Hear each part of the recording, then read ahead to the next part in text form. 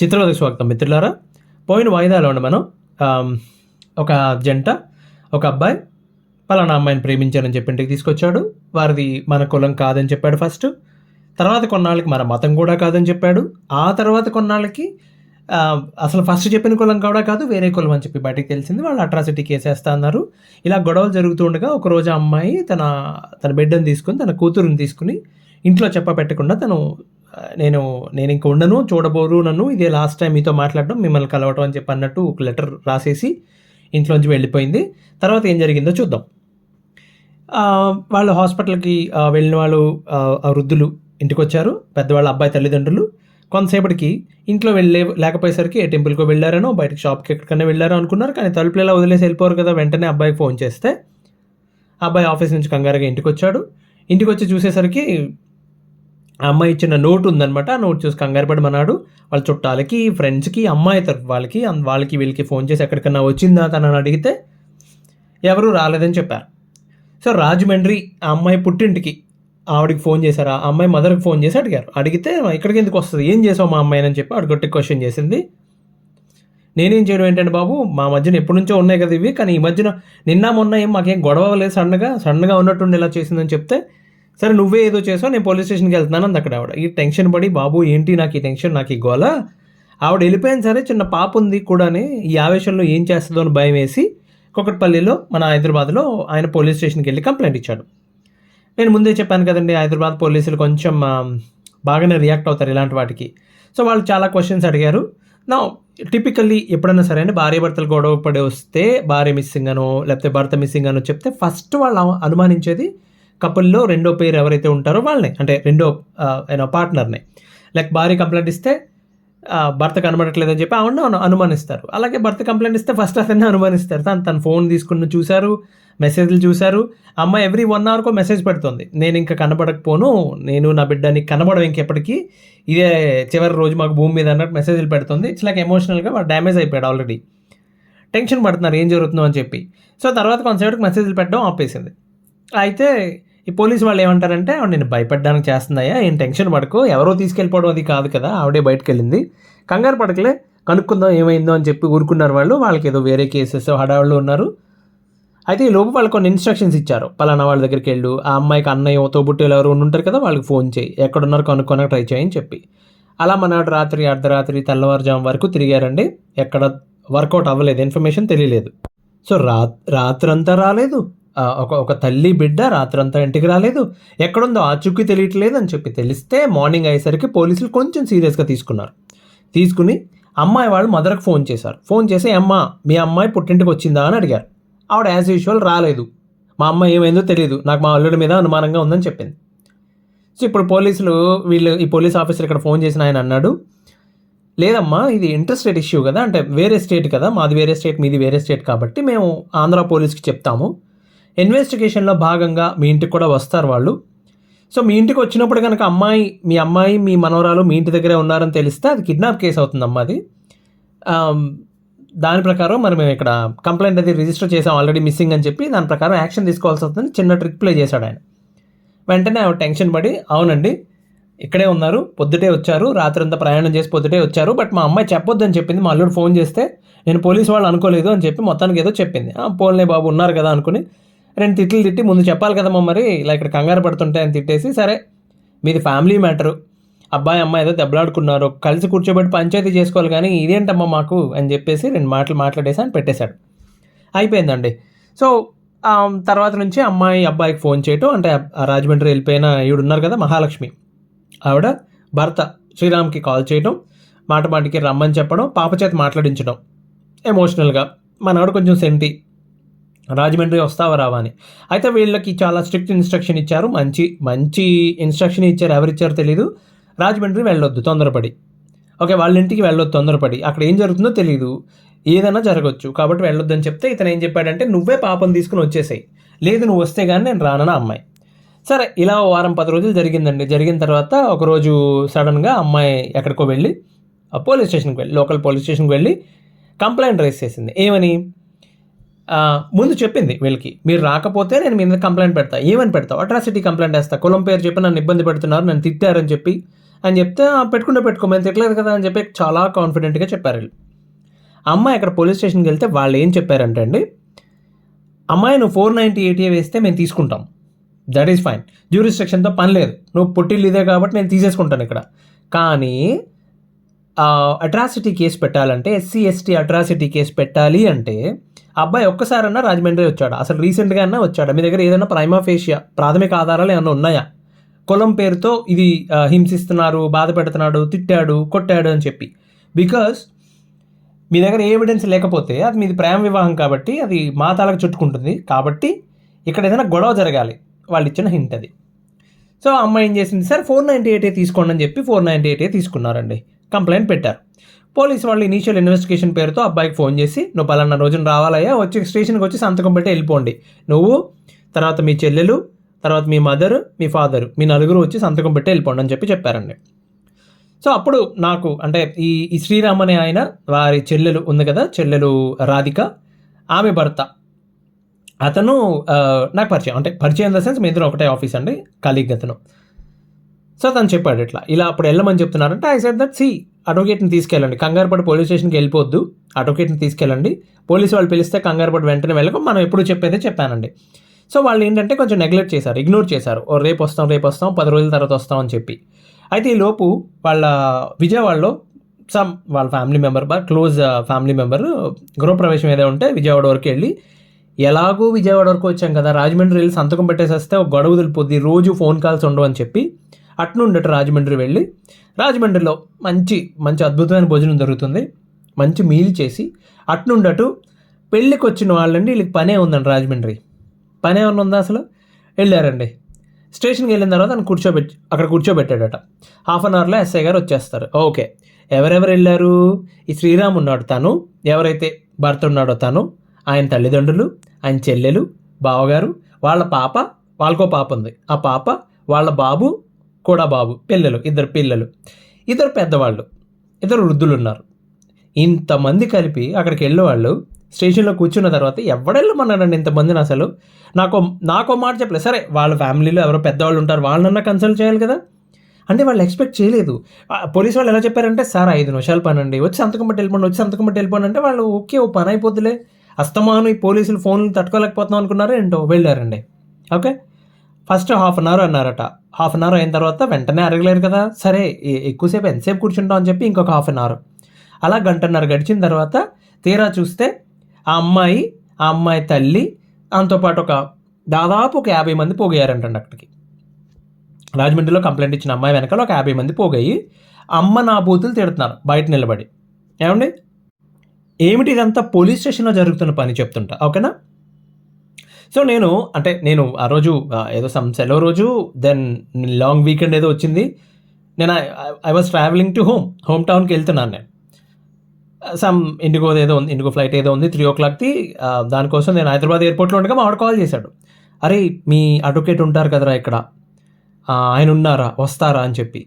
Advocate ఏంట్రా, ఏమైంది, ఎందుకు వెళ్ళమన్నారు మీరు రాజమండ్రి, ఎందుకు వెళ్ళారు ఇప్పుడు అని చెప్తే, పోలీస్ స్టేషన్కి సంతకం పెడదామని వచ్చానరా, వచ్చి చాలాసేపు అయింది, ఇక్కడ కూర్చోబెట్టారు, ఇప్పుడేమో అమ్మాయి ఎవరో వచ్చి గొడవ పడుతున్నారు ఇక్కడ మాతో. ఓ మై గాడ్, ఓకే సరే ఓకే, నేను అటే వస్తున్నాను, సరే మా మూర్తి గారికి చెప్తా, మా మూర్తి గారు అక్కడే ఉంటారు, బట్ రామచంద్రపురం నుంచి రావాలి ఆయన, 1 గంటన్నర 2 గంటలు టైం పడుతుంది, ఇబ్బంది పడతారు, మీ సర్కిల్లో ఎవరైనా ఉన్నారా అని చెప్తే ఆయన ఆ కుర్రాడు వెంటనే ఫోన్ చేస్తే ఎవరో రాజమండ్రిలోనే ఒక అడ్వకేట్, మంచి పేరున్న అడ్వకేట్ ఉన్నారు, లక్కీగా ఆయన దగ్గరలోనే ఉన్నారట, అంటే ఒక 45 నిమిషాల్లో వస్తా అని చెప్పారు.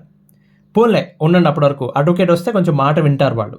ఓకే, ఉన్నారండి అక్కడే ఉంటే, ఈలోపు వాళ్ళు అసలు ఎంత దారుణం అంటే, నేను సాయంత్రం వెళ్ళేసరికి 5:30 దాకా అయిపోయిందండి. అప్పటికి అడ్వకేట్ వచ్చారు, సార్ వచ్చారు, ఆయన ఆల్రెడీ మాట్లాడుతున్నారు పోలీస్తో. ఏమండి, నేను అక్కడికి వెళ్ళేసరికి పరిస్థితి ఏంటంటే పెద్ద దొమ్మి జరుగుతున్నట్టు ఉందండి అక్కడ పరిస్థితి, పెద్ద రచ్చలాగా. ఏందిరా, ఏమైందిరా బాబు, ఏంటది, ఆ కొట్లాటలా ఉంది అక్కడ, చూస్తే భయం వేసింది. ఇంతమంది ఉన్నారు ఏంట్రా, ఏంటి జరుగుతుందని చెప్తే వాడు చెప్పాడు, మావాడు ఈ కుర్రాడు ఉన్నాడు, శ్రీరామ్ ఉన్నాడు కదా, ఆయన బాగున్నాడు కదా, అంటే చెల్లెలు భర్త, ఆయన ఆ బయటికి లోపల ఆయనే తిరుగుతున్నాడు. అసలు ఫస్ట్ నేను హైదరాబాద్లో ఉండగానే ఆయన ఫోన్ చేసినప్పుడు నేను ఫస్ట్ చెప్పిన సలహా ఏంటంటే అండి, ఏమండి వాళ్ళకి కంప్లైంట్ ఇచ్చారు కదా, ఎవరెవరి మీద కంప్లైంట్ ఇచ్చారు, సరే వాళ్ళని కదలొద్దన్నారు, వాళ్ళు అలాగే అంటారు. ఆ కుర్రాడు అక్కడ కూర్చున్నంతసేపు ఎవరు ప్రాబ్లం చేయరు. అబ్బాయి ఎవరైతే మెయిన్ క్యాండిడేట్ శ్రీరామ్ ఉన్నాడో వాడిని కూర్చోబెట్టండి, పోలీస్ స్టేషన్లోనే ఉండమని చెప్పండి. మిగతా వాళ్ళు ఒక్కొక్కరుగా మెల్లిగా ఏదో ఫోన్ వచ్చినట్టు వాటర్ తాగి పనితో చిన్న పని ఉందని చెప్పి మెల్లిగా స్టేషన్ బయటకు వచ్చి ఆటో దొరికితే ఆటో, కారు దొరికితే కారు, ఏది దొరికితే అది ఎక్కి రాజమండ్రి రైల్వే స్టేషన్ కానీ బస్ స్టేషన్ కానీ వచ్చేసేయండి. నేను ఈలోపు కారు అరేంజ్ చేస్తాను అక్కడ, మీరు బయలుదేరి హైదరాబాద్ వచ్చేది కానీ. ఈ తలకాయ నొప్పి తట్టుకోలేరు మీరు అక్కడ, ఎప్పుడు తేలుతో తెలియదు ఇది పంచాయతీ అని చెప్తే మావాడు ఏం చెప్పాడు తెలుసా, అరే అరే స్టేషన్ లోపల 50 మంది ఉన్నారు, బయట ఒక 20 మంది కుర్రాళ్ళు బైక్లు వేసుకుని రెడీగా ఉన్నారా బాబు, ఎక్కడికి వెళ్తాం మేము? అరే ఏంట్రా ఇది, దందానా ఇది, ఏమన్నా పెద్ద గొడవ ఇది, ఏంటిది, ఓ ఫ్యామిలీ మీద? దాట్స్ ఓకే, జరుగుతుంది అట్లా. నేను వెళ్ళేసరికి ఏం జరుగుతుంది తెలుసా అండి, ఆ కుర్రాడు వాళ్ళ పాప ఉంది కూడా, నాన్న మంచినీళ్ళు కావాలని చెప్తే ఆడు కారు దగ్గరికి వెళ్ళి, వాళ్ళు వేసుకొచ్చిన కారు దగ్గరికి వెళ్ళి మంచినీళ్ళు బాటిల్ తీయబోతుంటే ఆ అమ్మాయి అప్పటి వరకు బయట నిలబడిన అమ్మాయి ఆ గుంపులో నుంచి పరిగెట్టుకు ఇతని దగ్గరికి వచ్చి ఆ తాళం లాక్కోనకు ట్రై చేస్తున్నాడు, కారు తాళం. వీడికి బ్రెయిన్ పని చేయక ఏం జరుగుతుందో అర్థం కాక తాళం వల్ల దూరంగా విసిరేసాడు. ఒకేసారి ఎంతమంది జనం వస్తే ఎవరైనా అనుకుంటారండి, తాళం దూరంగా విసిరాడు. దూరంగా విసిరేసరికి లోపల కూర్చున్న శ్రీరాము వాళ్ళ బావని వీళ్ళు ఏదో కొడుతున్నారు అనుకుని, ఏం జరిగిందో తెలియదు కదా, అంత గుంపులో చుట్టూ ఉన్నారు, మనవాడు కంగారుగా బయటకు వచ్చాడు. ఈ అబ్బాయి ఎవరైతే భర్త ఉన్నాడో శ్రీరామ్ అనే అతను బయటకు వచ్చేసరికి ఆ అమ్మాయి, సదరు కంప్లైంట్ ఇచ్చిన అమ్మాయి టక్మని చున్నీ చింపేసుకుని జుట్టు లైల్లో రేపేసుకుని నన్ను కొట్టాడు, నన్ను తిట్టాడు, నన్ను కులం పేరుతో తిడుతున్నాడు ఇక్కడే. అరే యార్, అరే నాకు అసలు ఆశ్చర్యంగా ఉంది, ఏమన్నా అలా దెబ్బలాడుకుంటున్నారు అక్కడ నిలబడి ఇట్లాగా నడుము మీద చేసుకుని పోలీసులు చూస్తున్నారండి, రావట్లేదు, ఎవరు ముందుకు రావట్లేదు, ఇదేం గొడవ అండి బాబు, ఆశ్చర్యంగా అనిపించిందండి నిజంగా. ఆంధ్రప్రదేశ్, నేను మళ్ళీ చెప్తున్నా అండి, ఆంధ్రప్రదేశ్లో ఎవరితో ఉన్న గొడవ అయితే, ఎస్పెషల్లీ ఆంధ్రప్రదేశ్లో అండి, ఎవరితో ఉన్న గొడవ అయితే వాళ్ళ ఇంటికి వెళ్ళి బాబు అని బెల్లం కింద గడ్డం కింద బెల్లం ముక్కు పెట్టి బాబు ఏమనుకో, వాళ్ళు ఎవరన్నా కానీ పెద్ద పెద్ద విలన్స్ అన్నా కానివ్వండి, బతిమాలుకుని బయటపడిపోవడం ఉత్తమం అండి. దారుణమైన మనుషులు ఉంటారు. నేను చెప్తున్నా కదా, అంటే నువ్వు ఎలా చెప్తారా మొత్తం ఆంధ్రప్రదేశ్ అంతటిని ఎలా చెప్తావు, ఆంధ్రప్రదేశ్ అంతా కాకపోయినా గోదావరి జిల్లాలో మనుషులు ఎలా తయారంటే అంత భయంకరంగా తయారయ్యారు. నాదే అదే ప్రాంతం బై ద బై, నేను కూడా చెప్తున్నా కదా, సిగ్గుదిలేసి చెప్తున్నాను నేను, ఇంత దారుణమా? అరే అక్కడ చిన్న పిల్ల ఉంది, మొన్నటిదాకా వాళ్ళ ఇంట్లో 6 ఏళ్ళు 7 ఏళ్ళు గడిపొచ్చింది ఈవిడ, ఆ పక్కన వాళ్ళతో ఏ గొడవ లేదు, కంప్లైంట్లో కూడా వాళ్ళ మీద ఏమి రాయలే. మరి వాళ్ళ పిల్లలు ఏం చేస్తారండి, వాళ్ళని పోలీస్ స్టేషన్లో పట్టి కర్మ ఏంటండి? రగిలిపోతున్నారు వాళ్ళు, మా పిల్లలు ఎందుకు ఉండాలి, రోజంతా పోలీస్ స్టేషన్లో ఉండాల్సిన కర్మ ఏంటి వాళ్ళకి, చిన్న పిల్లలు. ఇది దౌర్జన్యమా కాదా? Right. So SC atrocity case పెట్టాలి, ఓకే దట్స్ ఫైన్, సరే పెట్టుకోండి, కేసు పెట్టుకోండి, మీరు ఎన్ని కేసులన్నా పెట్టుకోండి, కానీ ఇప్పుడు వీళ్ళు వెళ్ళలేమండి ఇక్కడ నుండి. నేను వెళ్ళేసరికి పరిస్థితి అదండి, నాకే భయం అనిపించింది, ఇంద్రేళ్ళు ఇంత గొడవ చేస్తున్నారు, ఇప్పుడు ఎలా బయటపడతారు వీళ్ళు ఇంతమంది అనిపించింది నాకు. ఓకే, ఏదైనా జరిగింది అనుకోండి, ఇలాంటిది అనుకోకుండా ఒక గుంపు వచ్చి మీద పడి ఇలాంటిది ఏదో జరిగింది అనుకోండి, ఎవరు ఊహించారు కదా, ఒక రకమైన షాక్లో ఉంటారు. అందరూ అలాగే ఉన్నారు, అక్కడికి వెళ్ళి నా పరిస్థితి కూడా అట్లాగే ఉంది, అడ్వకేట్ లోపల ఉన్నారు, ఎస్ఐతో మాట్లాడుతున్నారు. ఆ ఎస్ఐ ఆయన మాట్లాడేంటో, వాళ్ళ కారు ఏంటండి, వీడిని అడిగా, అరే ఆ కారు కదల్చడానికి వీల్లేదని చెప్తున్నారు కదా, ఆ కారు వాళ్ళు వేసుకొచ్చిన కారు అండి, అది హైదరాబాద్ నుంచి తీసుకొచ్చిన కారు, తీసుకెళ్ళడానికి వీల్లేదంటే అదేం దారుణం సార్ అంటే, ఎస్ఐ ఆయన అంటాడు, ఆ అమ్మాయి పేరు మీద ఉందండి సార్ అంటాడు. నేను శ్రీరాముని అడిగా, ఏమయ్య అమ్మాయి పేరు మీద ఉన్న కారు అంటే, అది ఇద్దరు పేరు మీదే ఉంది, వీడికి ప్రేమ పెళ్ళి కదా, వీడిది ప్రేమ ఎక్కువైపోయి పెళ్ళైన కొత్తలో డబ్బులు అమ్మాయి ఇచ్చిందా అని అడిగా, లేదు అమ్మాయి అసలు జాబ్ చేయట్లేదు, కట్నం లేదు, పాడు లేదు, ఈడే పెట్టుకున్నాడు, భార్య మీద ప్రేమ ఎక్కువయ్యి అలా కారు అమ్మాయి పేరు మీద కూడా పెట్టాడనమాట, తిక్కుమాలనేదవా అనేది తిట్టాను నేను. నీదే తప్పురా అబ్బాయి, నీ కష్టార్జితంతో నువ్వు కారు కొనుక్కుని ఆ అమ్మాయి పెట్టొచ్చు 5 ఏళ్ళు కాపురం చేసి ఆ పిల్ల ఓకే బాబు అనుకున్నాక అప్పుడు ఆడవాళ్ళకు కూడా ఇదే వర్తిస్తుంది. నీ మొగుడు పేరు నువ్వు ఇంటి పుట్టిన నుంచి తెచ్చుకున్న డబ్బులతో ఏదో కొని మీ ఆయన పేరు మీద పెట్టడం అది కూడా తప్పే, రైట్? రేపు పొద్దున్న గొడవలు అయినప్పుడు అదేంటి నేనే ఇచ్చానంటే ఆ అబ్బాయి పేరు మీద ఎవడు పెట్టమన్నాడు? సో అదే ఇక్కడ అప్లికబుల్ అవుతుందండి. ఆ కారు ఇంతకీ ఇద్దరు పేరు మీదే ఉంది, ఆ కారు నా పేరు మీద ఉంది, నా కారు నాకు ఇచ్చేయండి అంటుంది అమ్మాయి. సరే అది కాదు కదా పద్ధతి, ఇచ్చేయమని అడిగే పద్ధతి అది కాదు కదా. నువ్వు కోర్టుకి వెళ్ళు, లేకపోతే పోలీస్ స్టేషన్లో కంప్లైంట్ ఇవ్వచ్చు, లేకపోతే ఎదురుగా వచ్చి కూర్చో, మీద పడి రక్కేయడాలు గిల్లేడాలు ఏంది ఇది, అదండి పరిస్థితి. సో ఆయన ఏమి వినట్లా. సో ఎందుకు వినట్లేదంటే ఒక కానిస్టేబుల్లో ఒక ఆయన కొంచెం ప్రశాంత్, కొంచెం ఏజ్డ్గా ఉన్నాడు ఒక ఆయన దగ్గరికి వెళ్ళి, సార్ ఏంటండి ఇది, ఈ గొడవ ఏంటి సార్, ఇక్కడ నుంచి మా వాళ్ళు పోలీస్ స్టేషన్ నుంచి వెళ్ళిపోవాలి సార్, ఇప్పుడు ఏం చేయాలి చెప్పండి సార్ మీరు అని అడిగితే ఆయన అతను క్రిస్టియన్ సార్ అంటే వాళ్ళు బ్యాచేనండి. అంటే వాళ్ళందరూ ఒకటే సార్ కొంచెం ఎస్ఐ గారు ఇంకో ఈ కానిస్టేబుల్ కూడా వాళ్ళ బంధువేనండి అని చెప్పి చూపించి అతను చెప్తున్నాడు. మాట విన్నారు సార్ వాళ్ళు డీఎస్పీ గారి దగ్గరికి వెళ్ళండి లేకపోతే మెల్లిగా చెప్తున్నాడు అనమాట. ఓరు నీ అమ్మ ఇదెక్కడ గొడవరా? పోలీస్ స్టేషన్‌లో మతం ఏందిరా? కులం ఏందిరా? తప్పెవడు చేశాడు? ఎవడు విక్టిమ్? ఎవడు కంప్లెయింట్ ఇచ్చాడు? ఇది చూసుకోవాలి తప్పితే మీరు ఇదెక్కడ గొడవరా బాబు అని చెప్తుంటే, సరే నాకు ఓకే. ఆ టైంలో దాన్ని ఏంటంటారు? ఏం పని చేసిందో తెలీదు గానీ నేనేం చేశా అంటే నా ఫోన్ దాంట్లో ఉంటదండి. నా ఫోన్ దాంట్లో నంబర్ ఉంది. సో, మేము బుజ్జి మామయ్య అని పిలుస్తాం. సో, ఆ నంబర్ ఓపెన్ చేసి నా ఫోన్ అలా టేబుల్ మీద పెట్టి సార్ ఆయనతో ఎస్ఐతో చెప్పా. మాస్టారు ఓ విషయం చెప్తున్నా వినండి. ఓకే. ఇన్‌ఫ్లుయెన్స్ వాడాలి, పొలిటికల్ ఇన్‌ఫ్లుయెన్స్ వాడాలి, లేకపోతే పై వాళ్ళు ఎవరినో తీసుకురావాలి, పలుకుబడి ఉండాలి అనుకుంటే మేము కూడా వాడగలం. మా వాళ్ళు ఏ తప్పు చేయలేదు కాబట్టి మీరు సంతకం పెట్టమన్న వెంటనే కుటుంబాన్ని తీసుకుని ఇక్కడికి వచ్చారు. లేదు బుచ్చయ్య చౌదరి గారు సొంత మేనల్లుడు నేను. ఒక ఫోన్ చేస్తే ఆయన వస్తారు ఇక్కడికి. పావు గంటలో వచ్చేస్తారు ఇక్కడికి. చేయమంటే చేస్తా అని చెప్పి ఆ ఫోన్ ఇలా ఆయన ముందు పెట్టేయండి. అక్కడ ఉంది బుజ్జి మామయ్య అని ఉంది, ఫోన్ నెంబర్ ఉంది. సో, నేను కాల్ చేయమంటే కాల్ చేస్తా. ఆయన వస్తే సమస్య ఏంటంటే ఆయన బుచ్చయ్య చౌదరి గారు పోలీస్ స్టేషన్కి వచ్చారని చెప్తే తలకాయ నొప్పి, మీడియా వాళ్ళ అటెన్షన్ ఉంటుంది, ఒకళ్ళు ఇద్దరు వస్తారు అనవసరంగా. మళ్ళీ మా ఈ ఫ్యామిలీ మెంబర్స్ అందరినీ చూపిస్తారు, ఇదేదో పెద్ద గొడవ అని దాని మీద న్యూస్ ఛానల్స్లో ఇది అంతా వద్దు సార్, పరుగు పోతుందని చెప్పి ఆలోచిస్తున్నాం మేము. అలా కాదు బుచ్చయ్య చౌదరి గారి దాకా అవసరం లేదు అనుకుంటే ఎస్పీ అంకుల్ కూడా తెలుసు, ఆయన పేరు తెలుసు అంటే ఆయన అంకుల్ తెలుసు నాకు, ఆయన కాల్ చేయమంటే ఆయన కాల్ చేద్దాం అన్న. ఈ మాటలు చెప్పిన తర్వాత కొంచెం అలర్ట్ అయ్యాడండి. ఓకే. బుజ్జిమాయ అంటే బుచ్చయ్య చౌదరి గారి పేరు ఏంటని తప్ప నాకు ఎవరో తెలియదండి ఆయన. ఓకే. ఆ ఎస్పీ గారి పేరు కూడా అప్పుడే గూగుల్లో కొట్టా, రాజమండ్రి ఎస్పీ ఎవరని చెప్పి వాడదాం. జస్ట్ పేర్లు వింటారు, లేకపోతే ఏం చేస్తాం. ఇప్పుడు ఆయన సడన్గా ఉండి ఫోన్ చేయవా రమ్మని చెప్పి అన్నారు అనుకో, ఫోన్ చేస్తా అని చెప్పి బయటికి వెళ్ళి అటు నుంచి అటు చెక్కేసేవాడిని బహుశా నేను. అంతే కదా, ఏదో ట్రిక్ ప్లే చేసాం. అండ్ మా దగ్గర ఆల్టర్నేటివ్ ఆప్షన్ ఉంది. అప్పుడు ఏం చేయాలో నాకు తెలుసు, లేకపోతే అంత ధైర్యంగా ఎందుకు వెళ్తాను నేను. వాళ్ళు మరీ బరి తెగించి ఓవర్ యాక్షన్ చేస్తే ఏం చేయాలో మాకు తెలిసే వెళ్ళాను నేను. రైట్. సో, ఆయన మాట వెంట మొదలుపెట్టాడు. అట్లా కాదు సార్ మరి కారు ఉందంటే నేను చెప్పా సార్ వాళ్ళ రిక్వైర్మెంట్ చాలా సింపుల్ అండి. వాళ్ళు ఏమంటున్నారంటే ఈ అబ్బాయిది శ్రీరామ్ది, తర్వాత శ్రీరామ్ వాళ్ళ చెల్లెది, వాళ్ళ బావది అందరివి ల్యాప్టాప్స్ ఉండిపోయినాయి దాంట్లో, ఆఫీస్ ల్యాప్టాప్స్, కార్పొరేట్ కంపెనీస్కి సంబంధించిన ల్యాప్టాప్స్ అవి. నువ్వు కారు కావాలంటే హోల్డ్ చేయి, వీళ్ళ లగేజ్ని ఆ ల్యాప్టాప్ని హోల్డ్ చేయడానికి వాళ్ళకి రైట్స్ ఎక్కడ ఉన్నాయంటే కారు వదిలేస్తాం పోలీస్ స్టేషన్లో మేము, నో ప్రాబ్లం. అది మాకు కూడా హెల్ప్ అవుతుంది రేపు పొద్దున్న కేసులో. మేము హైదరాబాద్ నుంచి వస్తే బలవంతంగా కారు లాక్కున్నారు అని చెప్పడానికి క్రూయాలిటీ ప్రూవ్ చేయడానికి మాకు కూడా హెల్ప్ అవుతుంది అది. ఓకే. సో, మేము కారు వదిలేస్తాం ఇక్కడే, మా సామాన్లు మమ్మల్ని తీసుకొనివ్వండి, మమ్మల్ని పోలీస్ స్టేషన్ నుంచి వెళ్ళిపోనివ్వండి. ఓకే అని చెప్తే ఈలోపు విజిట్కి డిఎస్పీ వచ్చారటండి, లోకల్ అక్కడ డిఎస్పీ వచ్చారు, లేడీ ఆవిడ మేడం వచ్చారు.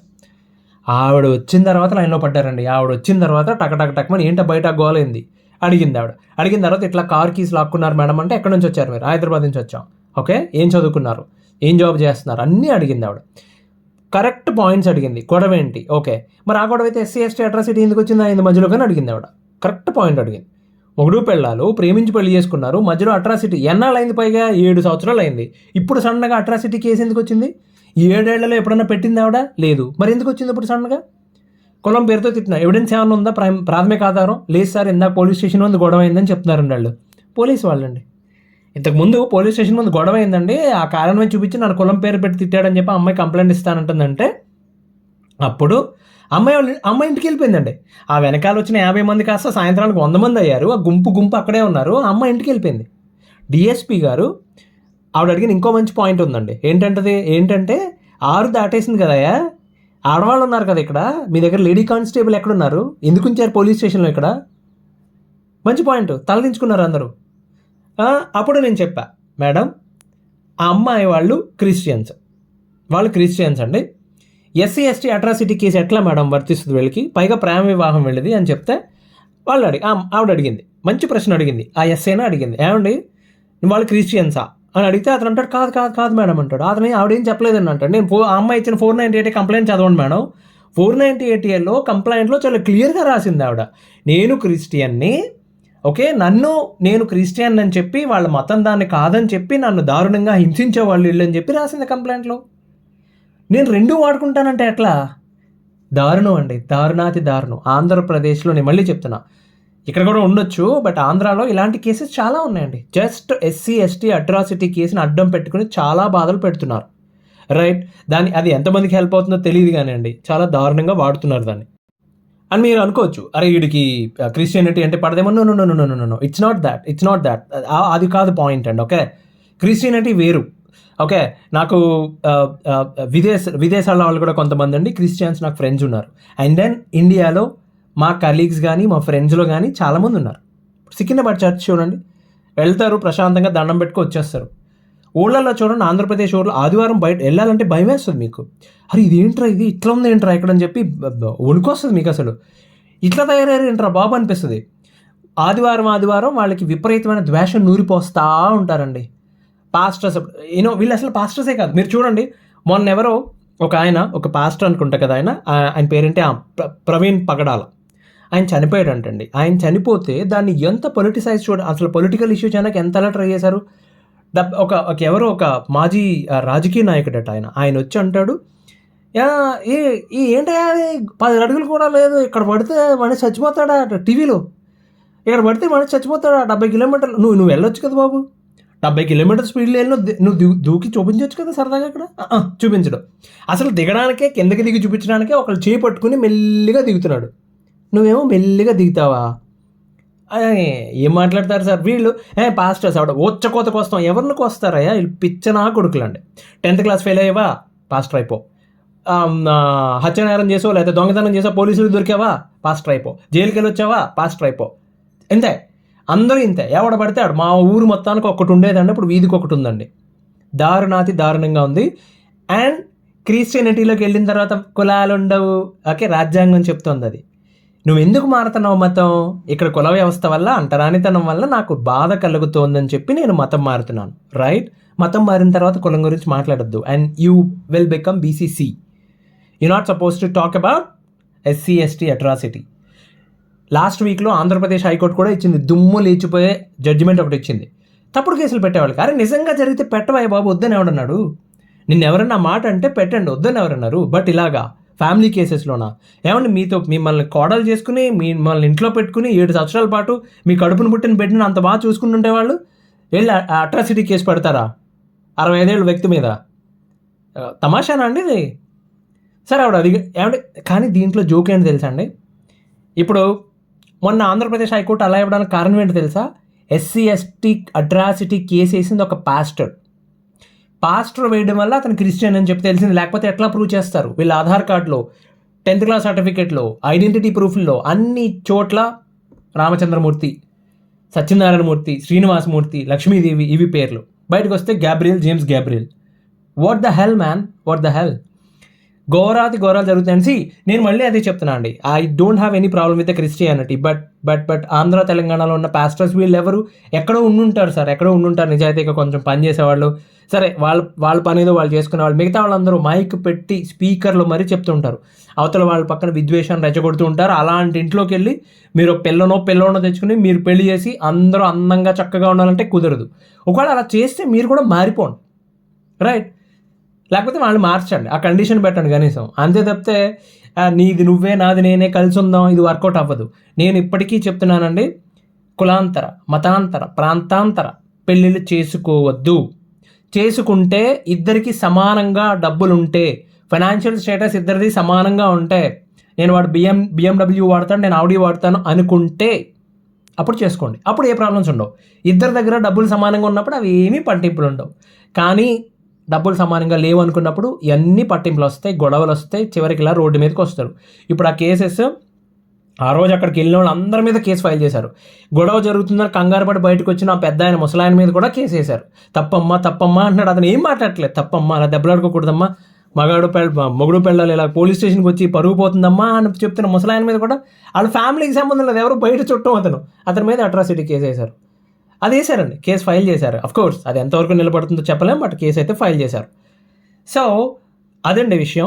ఈ కేసులో జరిగింది అది ఇంకా నడుస్తూనే ఉంటుంది, కొన్ని సంవత్సరాల పాటు నడుస్తుంది అది. ఆవిడ వెంటనే ఎక్కువ టైం కూడా తీసుకోలేదు. ఆవిడ వెంటనే ఎవరో పెద్ద మనిషి అయితే ఫోన్ చేయించి, మీకు హైదరాబాద్లో పలానా చోట ఇల్లు ఉందంట కదండి, ఆ ఇల్లునండి, తర్వాత ఫామ్ హౌస్ ఒకటి ఉందంట, ఫామ్ హౌస్ అంటున్నాను, ఫామ్ ల్యాండ్ మామిడి తోట పెట్టిన ఫామ్ ల్యాండ్ ఒకటి ఉందంటే అది అమ్మాయి పేరు మీద రాసేయండి, అమ్మాయి పేరు మీద రాసేస్తే కేసులన్నీ తీసేస్తాం. అబ్బాయి ఏం చేయాలండి మరి అంటే అక్కడ హైదరాబాద్లో ఫేమస్ వెంకటేశ్వర గుడి ఉందంట కదండి, బిర్లా టెంపుల్ దగ్గర 7వ మెట్టు కావాలంటే తీసుకొచ్చండి అబ్బాయి ఆడుకోవడానికి. ఇంతే కదా మరి, మొత్తం ఆస్తి నాటకాలు ఆడుతున్నారా అండి?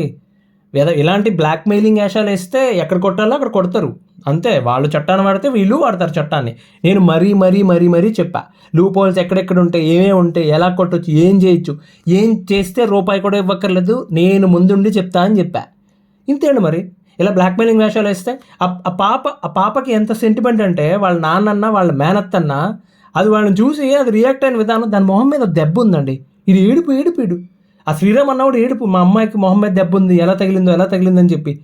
ఏమండి, పాపను తీసుకుని ఇంట్లోంచి వెళ్ళిపోయి పోలీస్ స్టేషన్లో చూసినప్పుడు ఆ దూరంగా పాప కనిపిస్తే, దాని మొహం మీద దెబ్బ కనిపిస్తే ఏమనుకుంటారండి? మనసు ఎలా తట్టుకుంటుందండి? దిక్కుమాలినాళ్ళు. ఎనీవేస్, సో ఒకవేళ మీ ఇంట్లో పిల్లలు కానీ ఎవరన్నా పలానా మతం వాళ్ళని ప్రేమించాను, మన మతం కాదు, మన కులం కాదు, మన ప్రాంతం కాదు, అసలు మానవ జాతి కాదు అని చెప్తే దాన్ని ఎలా డీల్ చేయాలో, ప్రాక్టికల్గా ఎలా డీల్ చేయాలో నేను చెప్తాను అండి. డెఫినెట్గా చెప్తాను. అది వర్కౌట్ అయింది. పెద్ద వాళ్ళు అందరూ చెప్తున్న మ్యాటర్ అది మనం చాలా సింప్లిఫై చేసి చెప్దాం. ఖచ్చితంగా వర్కౌట్ అవుతుంది. మళ్ళీ వాయిదాలు మళ్ళీ కలుద్దామండి. అంతవరకు సెలవు. ధన్యవాదాలు.